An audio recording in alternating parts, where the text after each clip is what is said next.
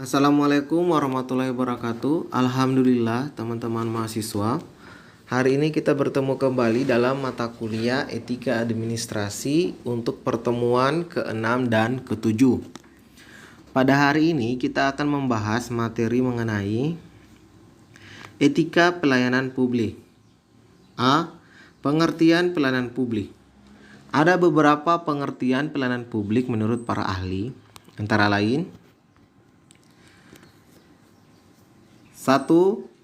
Menurut Harbani Pasolong tahun 2007 halaman 128 menyatakan bahwa pelayanan publik adalah setiap kegiatan yang dilakukan oleh pemerintah terhadap sejumlah manusia yang memiliki setiap kegiatan yang menguntungkan dalam suatu kumpulan atau kesatuan dan menawarkan kepuasan meskipun hasilnya tidak terikat pada suatu produk secara fisik.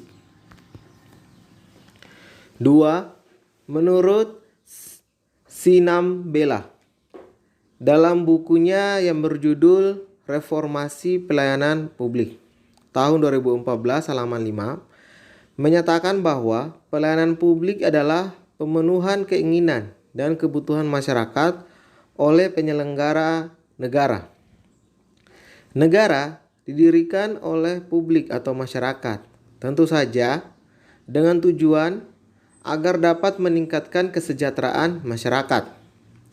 Pada hakikatnya, negara dalam hal ini pemerintah atau birokrat haruslah dapat memenuhi kebutuhan masyarakat. Kebutuhan dalam hal ini bukanlah kebutuhan secara individual, akan tetapi berbagai kebutuhan yang sesungguhnya diharapkan oleh masyarakat.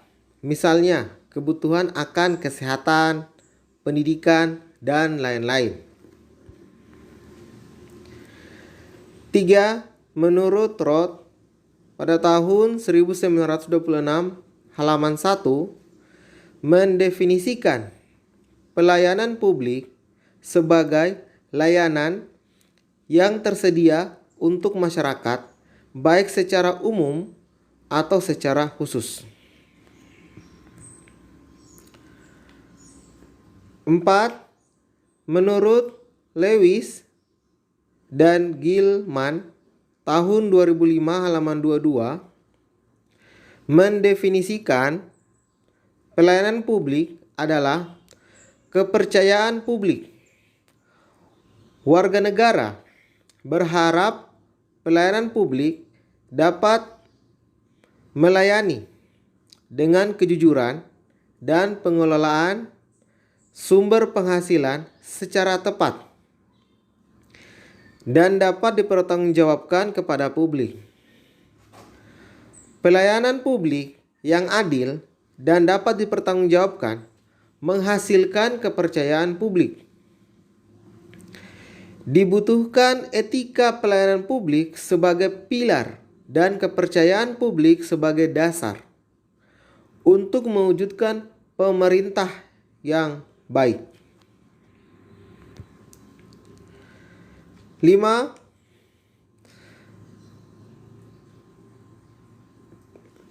Menurut Undang-Undang Nomor 25 Tahun 2009 tentang Pelayanan Publik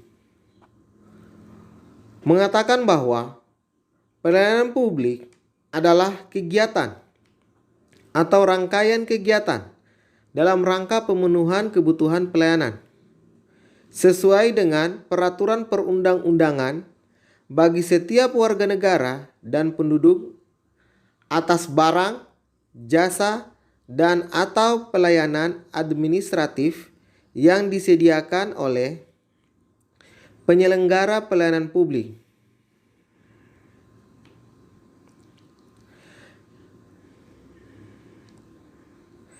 Kata barang, jasa, dan pelayanan administratif dalam bagian penjelasan dianggap sudah jelas, tetapi sebenarnya maksud barang bukanlah barang yang bisa diperdagangkan oleh manusia sehari-hari, tetapi yang dimaksud adalah barang publik yang penyediaannya dilakukan oleh pemerintah.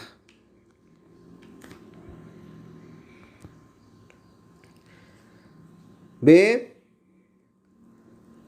Asas dan standar pelayanan publik.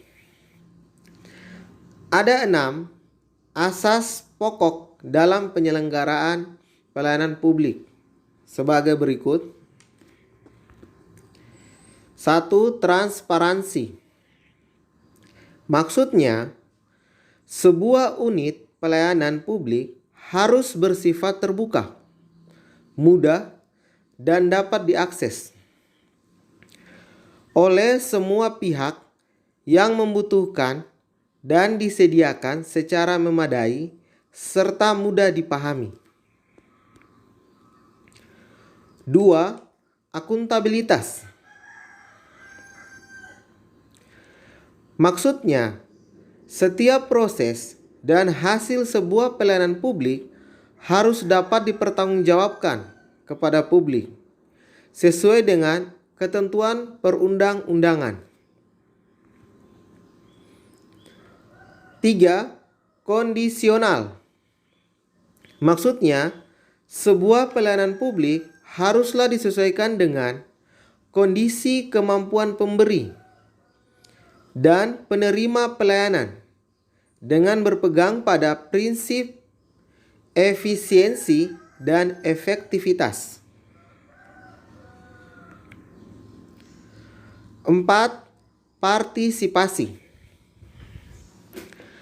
Maksudnya, mendorong peran serta masyarakat dalam penyelenggaraan pelayanan publik dengan memperhatikan aspirasi, kebutuhan, dan harapan masyarakat. 5. Kesamaan hak.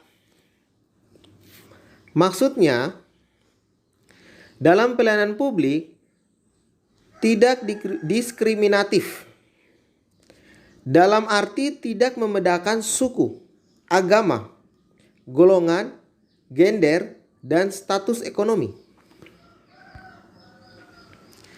6. Keseimbangan hak dan kewajiban.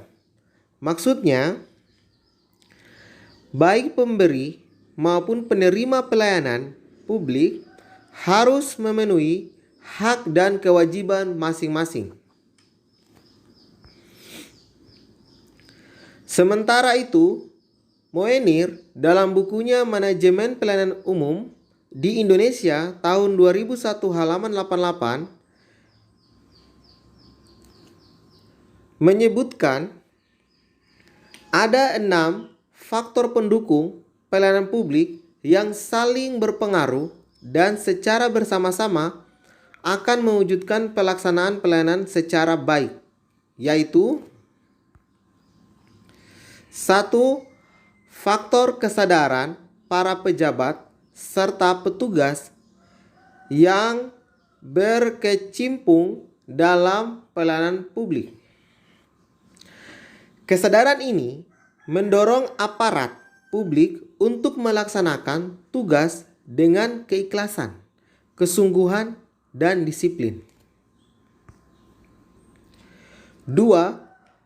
Faktor aturan yang menjadi landasan kerja pelayanan. Dalam hal ini, yang perlu diperhatikan adalah penggunaan kewenangan yang harus diikuti dengan pemenuhan hak, kewajiban, dan tanggung jawab. Adanya pengetahuan dan pengalaman yang memadai untuk mengantisipasi masa depan dan mempunyai kemampuan bahasa yang baik, serta memahami berbagai aturan pelaksana, juga disiplin dalam pelaksanaan tugas dalam bentuk ketaatan terhadap aturan yang telah ditetapkan.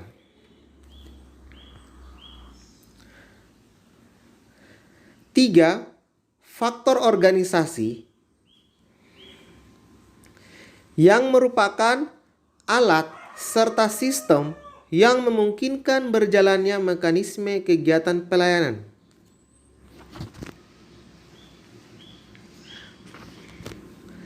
Dalam hal ini, suatu sistem merupakan satu kesatuan yang utuh dengan sifat-sifat yang saling tergantung, saling mempengaruhi, dan saling berhubungan.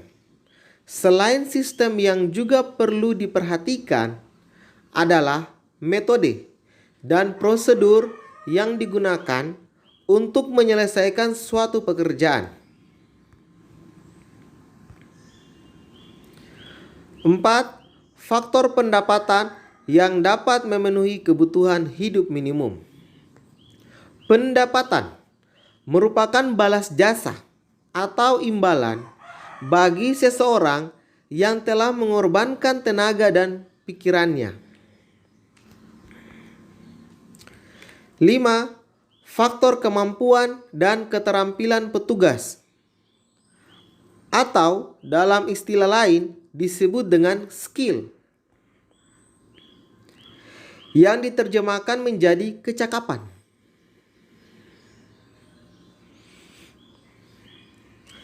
Yaitu technical skill, human skill, conceptual skill, sebagai kemampuan dasar yang harus dimiliki oleh setiap pejabat agar dapat melaksanakan tugasnya dengan baik. 6. Faktor sarana pelayanan, yaitu segala jenis peralatan, perlengkapan kerja, dan fasilitas lainnya yang berfungsi sebagai alat utama atau pembantu pelaksanaan pekerjaan. C. Prinsip-prinsip pelayanan publik. Keputusan Menpan nomor 63 tahun 2003 sebagai pengganti Keputusan Menpan nomor 81 tahun 1993 ini juga mengatur tentang prinsip pelayanan publik. Dinyatakan bahwa ada 10 prinsip pelayanan publik yang harus dimiliki, yang harus diperhatikan dan dilaksanakan setiap aparatur pelayanan publik, yaitu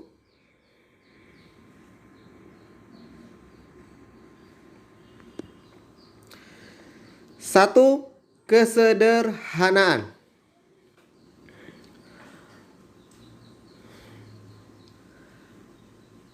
Maksudnya, prosedur pelayanan yang diselenggarakan tidak berbelit-belit, mudah dipahami, dan mudah dilaksanakan. 2.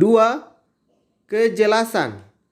Maksudnya, persyaratan pelayanan publik, baik teknis maupun administratif, unit kerja, atau pejabat yang berwenang dan bertanggung jawab dalam penyelesaian keluhan atau persoalan dalam pelayanan publik, rincian biaya pelayanan publik, dan tata cara pembayarannya.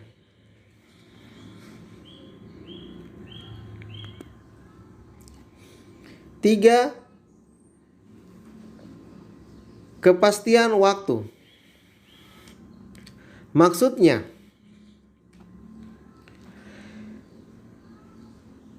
pelaksanaan pelayanan publik dapat diselesaikan dalam kurun waktu yang telah ditentukan.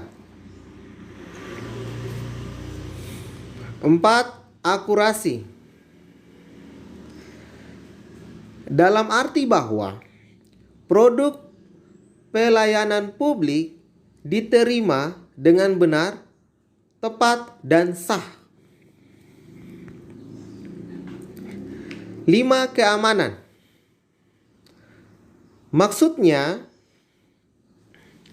proses dan produk pelayanan publik dapat memberikan rasa aman dan kepastian hukum.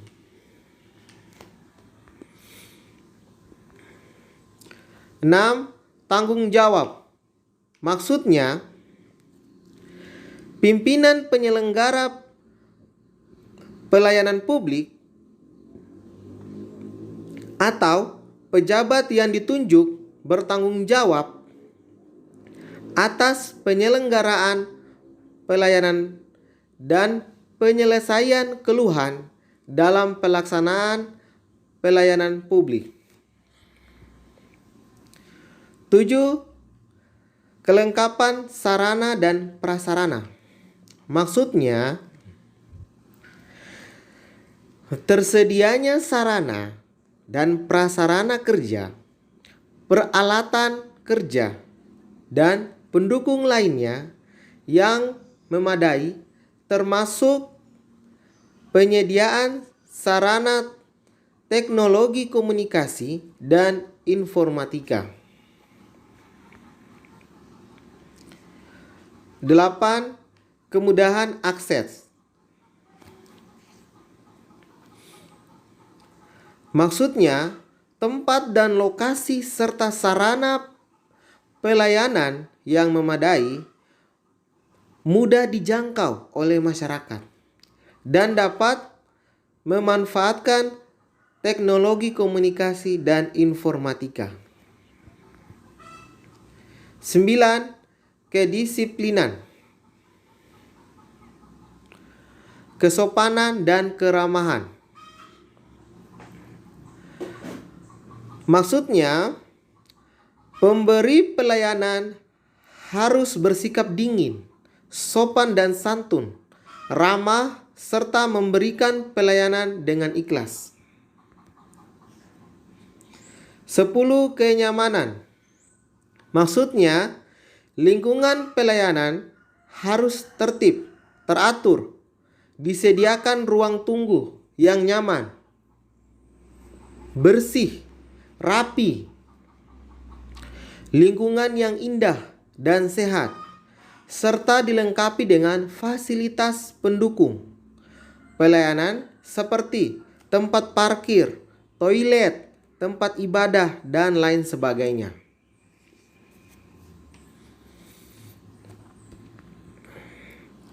D. Indeks kepuasan masyarakat atau disingkat IKM.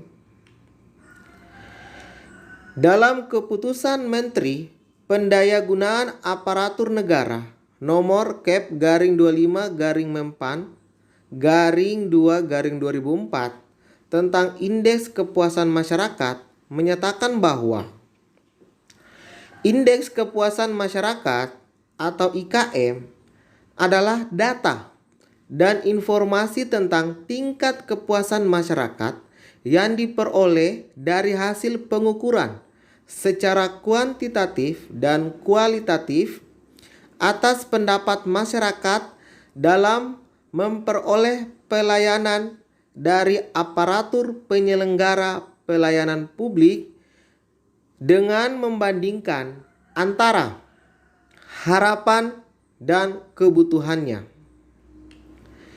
Kemudian, dalam surat keputusan Menpan Kep/Mempan/2/2004 tersebut terdapat 14 unsur yang relevan, valid, dan reliable sebagai unsur minimal yang harus ada sebagai dasar pengukuran indeks kepuasan masyarakat, yaitu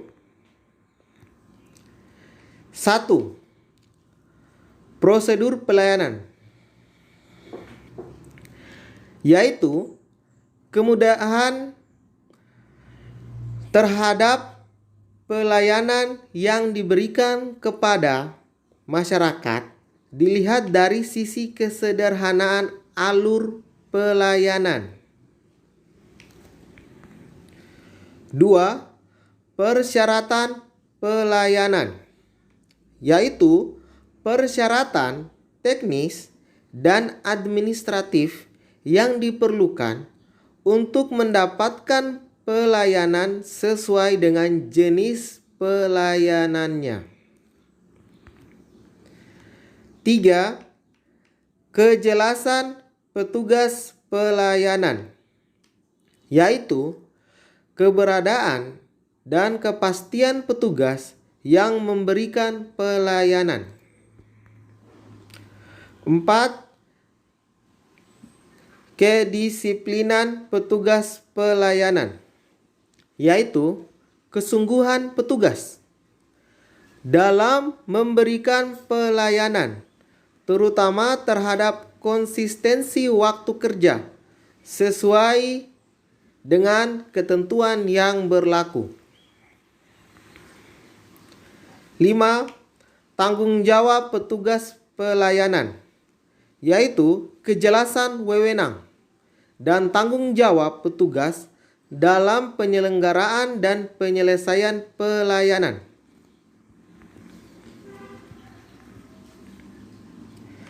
6.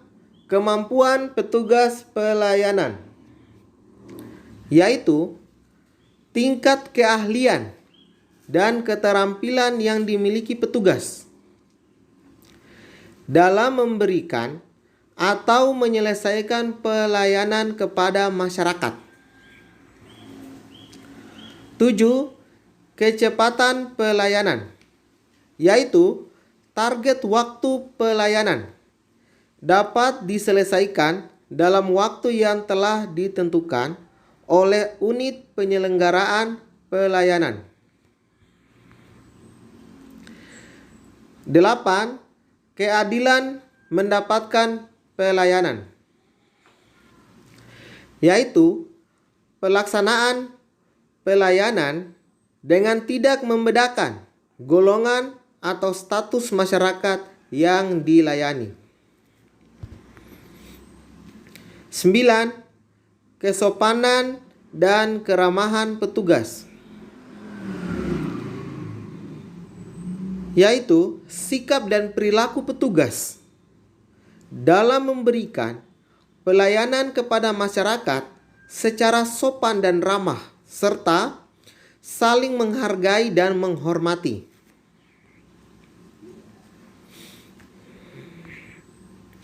10.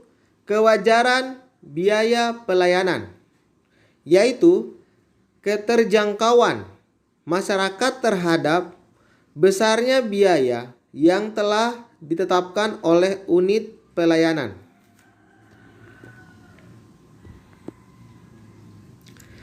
11. Kepastian biaya pelayanan, yaitu kesesuaian antara biaya yang dibayarkan dengan biaya yang telah ditetapkan.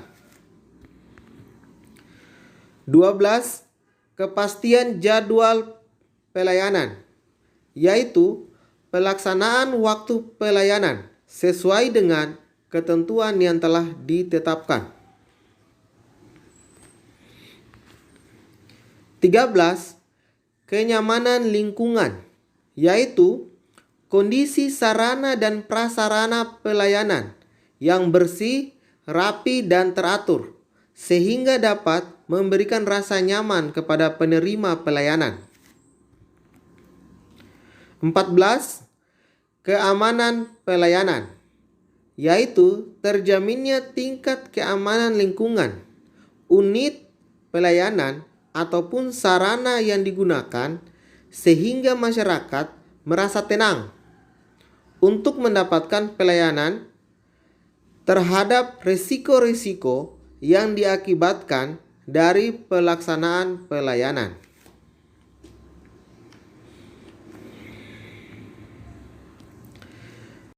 Kemudian teman-teman mahasiswa, apa itu etika pelayanan publik?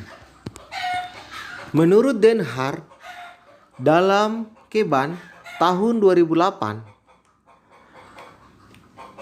etika pelayanan publik diartikan sebagai filsafat dan kode etik atau standar profesi atau moral atau aturan berperilaku yang benar yang seharusnya dipatuhi oleh pemberi pelayanan publik atau administrator publik. Dalam hal ini, Den Haag menekankan etika pelayanan publik sebagai kode etik. Sementara itu, Rohman dan kawan-kawannya pada tahun 2010 mendefinisikan bahwa etika pelayanan publik adalah suatu cara dalam melayani publik dengan menggunakan kebiasaan-kebiasaan yang mengandung nilai-nilai hidup dan hukum atau norma yang mengatur tingkah laku manusia yang dianggap baik. Definisi Rohman dan kawan-kawannya ini menekankan penggunaan nilai-nilai luhur dalam pelayanan publik. Jadi, jelas bahwa etika pelayanan publik merupakan penggunaan nilai-nilai luhur oleh seorang administrator dalam memberikan pelayanan publik.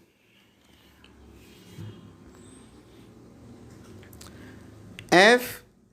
Nilai dan prinsip etika pelayanan publik.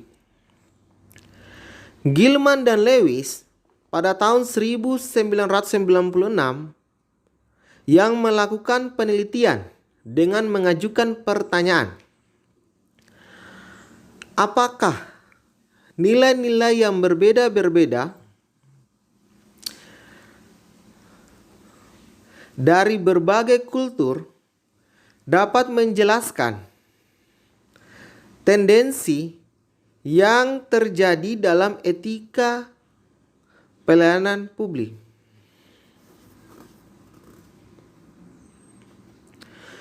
Penelitian ini bertujuan untuk mengetahui, pertama, hubungan antara sikap publik terhadap program-program etika. Kedua, hubungan antara aturan dengan perilaku administratif aktual. Dan yang ketiga, perkembangan ukuran-ukuran yang cocok mengenai efektivitas program-program etik. Kedua penelitian ini berkesimpulan bahwa pihak administrasi publik yang profesional harus memiliki sikap terbuka terhadap persoalan global, terutama persoalan nilai, norma, dan struktur yang dianut bersama.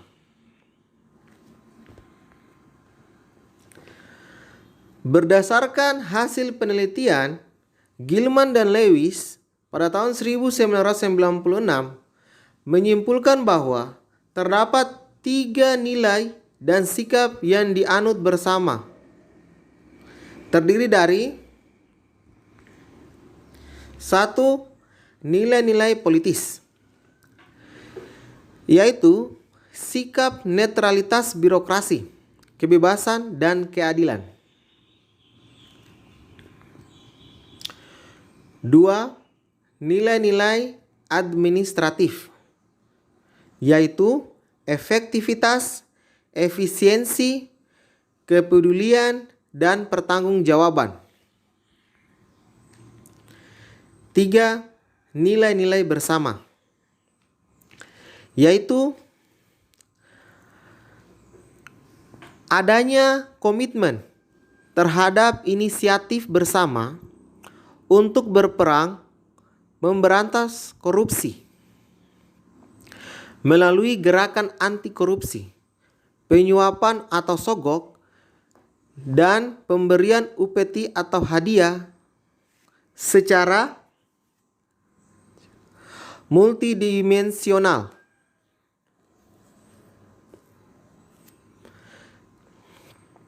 dan penanaman kesadaran diri untuk mentaati norma dan aturan serta program-program etika pelayanan publik. Komitmen bersama ini harus direalisasikan untuk membersihkan citra birokrasi yang lekat dengan budaya korupsi, kolusi, dan nepotisme. Dari ketiga nilai dan sikap yang dianut bersama tersebut dapat diperoleh beberapa ajaran etis yang dapat dijadikan sebagai pedoman dalam pelayanan publik sebagai berikut. 1. Menunjukkan integritas fiskal. Artinya, bagaimana cara mengatur keuangan atau anggaran secara tepat sehingga dapat mencegah terjadinya penyelewengan keuangan organisasi.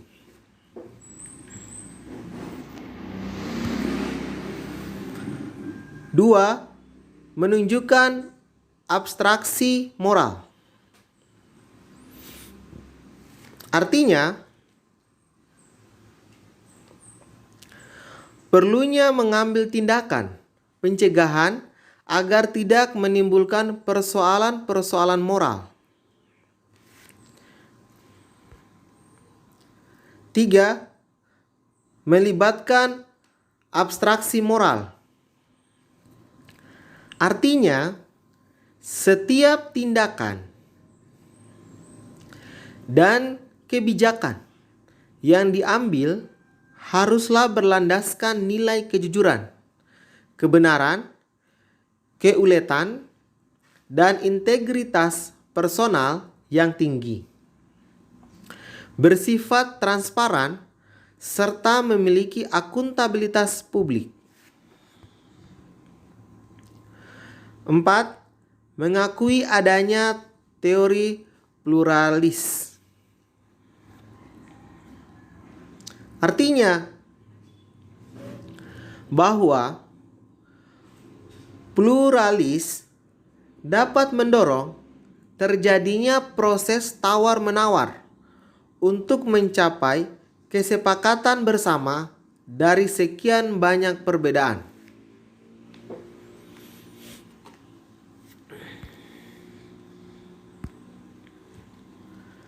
5. Mempercayai adanya dikotomi. Artinya, perlu adanya pemisahan secara tegas antara fungsi politis sebagai pembuat kebijakan dan fungsi administratif sebagai pelaksana kebijakan.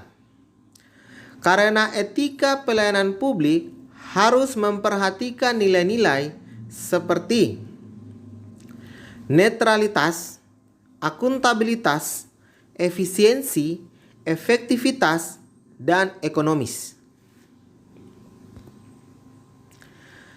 6. Tidak mempercayai adanya dikotomi. Artinya, keterkaitan secara praktis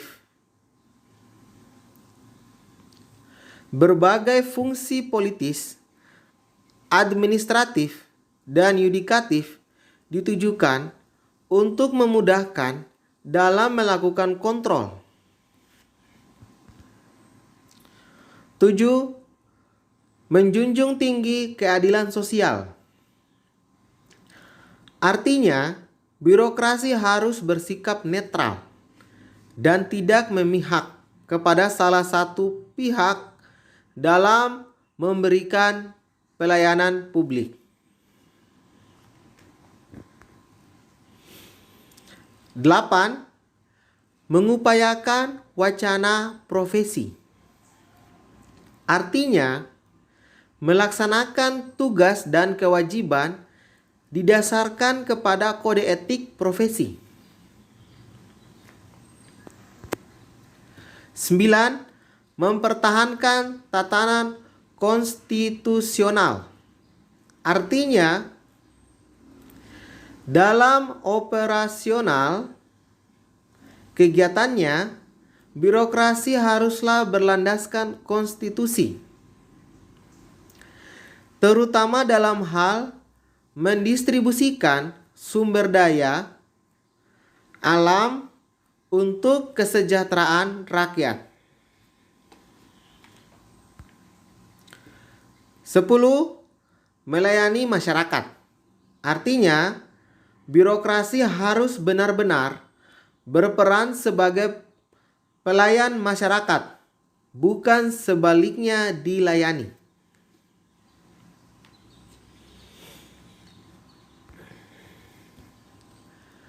Ada beberapa prinsip-prinsip etika pelayanan publik yang dikembangkan oleh Institut Josephson Amerika dalam Gani tahun 2000 halaman 55, yaitu 1. Jujur.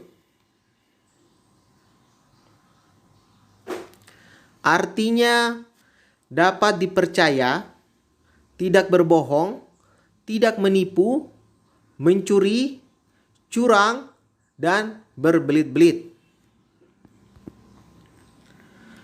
2. Integritas. Artinya berprinsip, terhormat, jujur, tidak mengorbankan prinsip moral, dan tidak bermuka dua. 3. Memegang janji. Artinya memenuhi janji serta mematuhi jiwa perjanjian sebagaimana isinya dan tidak menafsirkan isi perjanjian itu secara sepihak.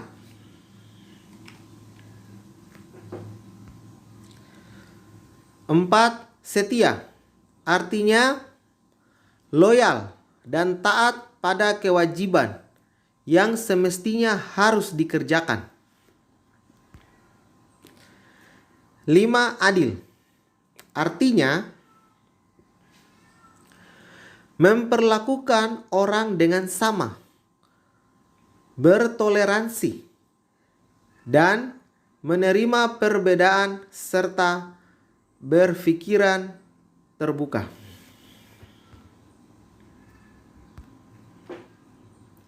6. Perhatian. Artinya memperhatikan kesejahteraan orang lain dengan kasih sayang, memberikan kebaikan dalam pelayanan. 7. Hormat.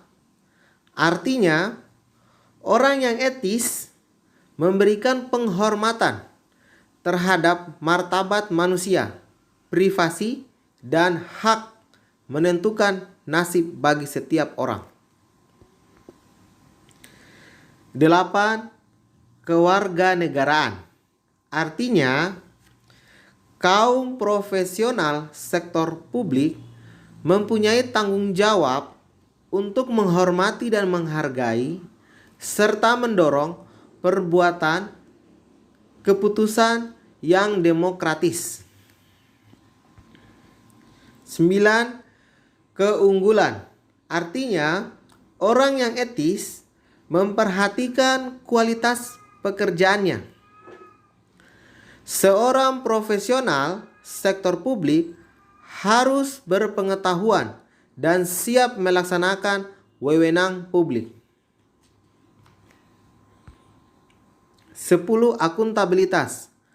Artinya orang yang etis menerima tanggung jawab atas keputusan, konsekuensi yang diduga dari dan kepastian mereka, dan memberi contoh kepada orang lain.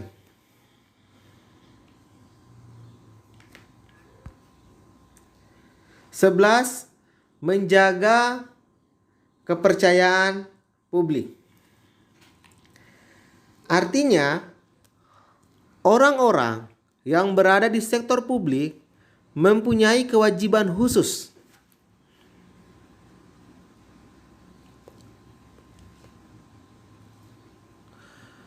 untuk mempelopori dengan cara mencontohkan untuk menjaga dan meningkatkan integritas dan reputasi proses legislatif.